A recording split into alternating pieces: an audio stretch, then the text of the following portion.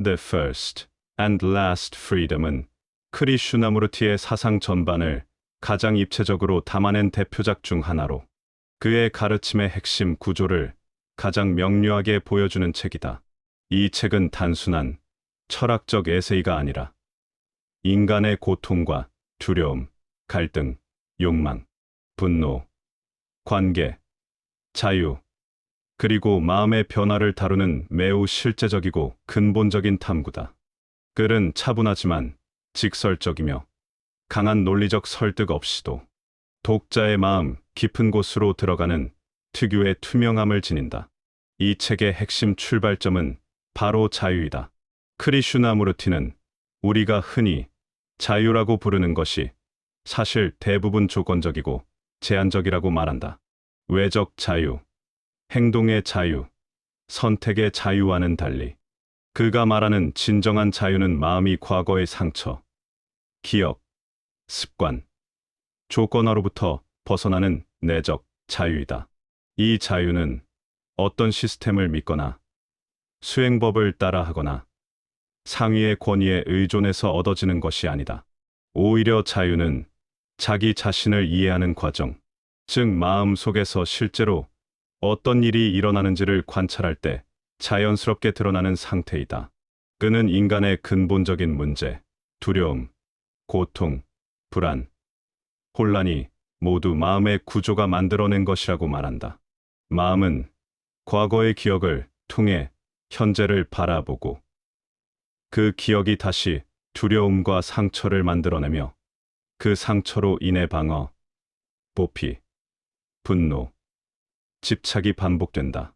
이 반복은 심리적 시간이라는 메커니즘, 과거가 현재를 규정하고 현재가 미래를 약속하는 구조를 통해 강화된다.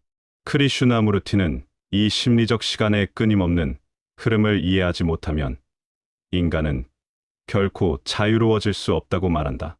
자유는 미래의 어떤 목표로서 오는 것이 아니라 지금 이 순간 마음을 바로 보는 데서만 이루어진다. 이 책의 중심에는 자기 관찰이 있다. 그는 관찰자가 대상과 분리되어 있다는 것이 마음이 만들어내는 착각이며 그 분리가 갈등을 불러온다고 지적한다. 나가 생각을 관찰하는 것처럼 보이지만 사실 그 나 또한 과거의 기억이 구성한 이미지일 뿐이다. 이 사실을 깊이 이해할 때 관찰자와 관찰되는 것이 하나라는 깨달음이 온다. 이 하나됨이야말로 고요와 명료함이 발생하는 자리이며 이때 마음은 억지로 조용해지는 것이 아니라 저절로 침묵 속으로 들어간다. 바로 이 침묵이 자유의 진정한 기초이다. 이 책에서 크리슈나무르티는 두려움을 매우 깊게 다룬다.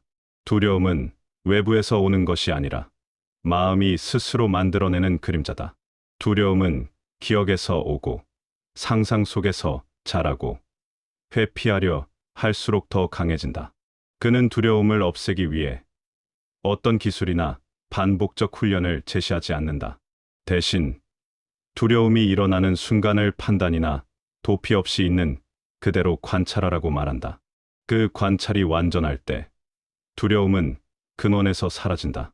두려움을 바꾸거나 조작하려는 마음 자체가 두려움을 유지하는 구조이기 때문이다. 또한 이 책은 권위라는 주제를 통해 인간의 조건화된 사고를 날카롭게 지적한다.